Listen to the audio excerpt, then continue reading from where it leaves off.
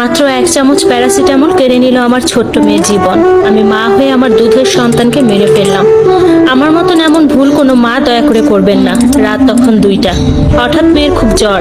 আমার মেয়ের বয়স 11 মাস। মেয়ের বাবা চাকরির জন্য শহরে থাকেন, আমি থাকি গ্রামে। শ্বশুর বাড়িতে শ্বশুর শাশুড়ির কথাই শেষ কথা। এত রাতে আমার মেয়েটা কাঁদছিল, জ্বরের ঘরে ছটফট করতেছিল। মেয়ের কান্নায় শাশুড়ি বিরক্ত হয়ে এসে বলে, বাচ্চা রাতে কাঁদলে বাড়ির অন্য মানুষ কিভাবে ঘুমাবে? বাচ্চাকে কিছু খেতে দাও না, কাঁদে কেন এত? আমি বললাম, মা দেখুন না, মেয়েটার শরীর জ্বরে পুড়ে যাচ্ছে।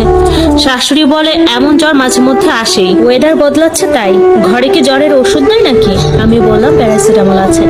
শাশুড়ি বলল, ওইটাই 1 চামচ খাওয়াও, সকালেই মেয়ে সুস্থ হয়ে যাবে।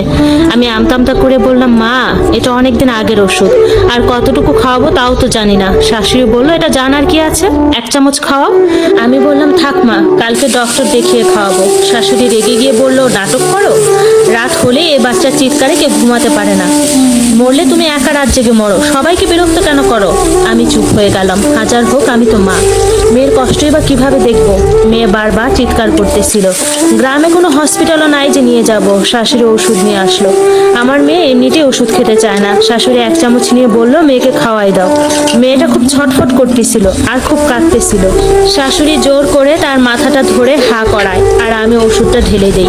তারপর আমার মেয়েটা আরো ছটফট শুরু করে। কি তীব্র ছিল তার বাঁচার জন্য বৃথা চেষ্টা করা। মেয়ে চোখ উল্টিয়ে ফেলছে প্রায়, তার শ্বাস নিতে কষ্ট হচ্ছে। আমি আর নিজেকে ধরে রাখতে পারিনি, চিৎকার করে কাঁদতে থাকি। শাশুড়ি বলে, কিচ্ছু হয়নি। মেয়েকে টান দিয়ে আমার কোল থেকে নিয়ে উপরে তুলে ঝাঁকাতে থাকে। আমার কলিজার ধন একটা সময় ছটফট করতে করতে জন্মর মতো ঘুমিয়ে যায়। শাশুড়ি বলে, দেখছো বাচ্চাকে কিভাবে ঘুম পাড়াতে হয়? দেখো তোমার মেয়ে ঘুমিয়ে পড়েছে। আমি তখনও বুঝিনি। আমি একটু স্বস্তির নিঃশ্বাস ফেলে মেয়ের বিছানা রেডি করে শাশুড়ির কোল থেকে মেয়েকে আমার কোলে নিতে খেয়াল করি, আমার মেয়ে তো নিঃশ্বাস নিচ্ছে না। আমি চিৎকার করে উঠি, আল্লাহ গো বলে। সবাই আমার রুমে চলে আসে। আমি বলি, আমার মেয়ে তো আর নিঃশ্বাস নিচ্ছে না, তাড়াতাড়ি গাড়ি আনেন, আমার মেয়েকে হসপিটালে দিতে হবে। শাশুড়ি বলে, তুমি কি পাগল? আমি মাত্র না তাকে ঘুম পাড়ালাম। আমি তখন বললাম, আপনি তো খুবই বিরক্ত হয়েছিলেন, তাই হয়তো শেষ ঘুমে পাড়িয়ে দিয়েছেন। মেয়েকে তখনও বুকে জড়িয়ে কেঁদে কেঁদে স্বামীকে কল দিই। শ্বশুর বলে, এত রাতে কি নাটক শুরু করছো? একটু আগেও তো কান্নাকাটি করলো, এই কয়েক মিনিটে কি এমন হলো? আমি বললাম, দেখুন আব্বা, আমার মেয়েটা শ্বাস নিচ্ছে না, দয়া করে গাড়ি আনেন, আমি মরে যাব আমার মেয়ের কিছু হলে। শ্বশুর ধমক দিয়ে বলে, এটা ভদ্রলোকের বাড়ি, বাড়ির বইয়ের কথায় ঘর চলে না, গলা নামিয়ে কথা বলো। এদিকে আমার মেয়েটা আস্তে আস্তে ঠান্ডা হতে থাকে। আমি বুকের সাথে জড়িয়ে বারবার স্বামীকে কল দিই। সে ঘুমিয়েছিল। একটা সময় পর কল ধরে, তাকে সব কিছু বলি। হাজার হোক সে তো বাবা।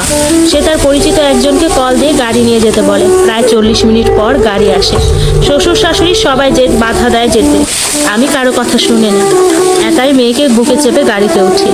আমার কান্না ড্রাইভার পর্যন্ত কেঁদেছিল, কিন্তু মন গলেনি আমার শ্বশুর শাশুড়ির কারোই।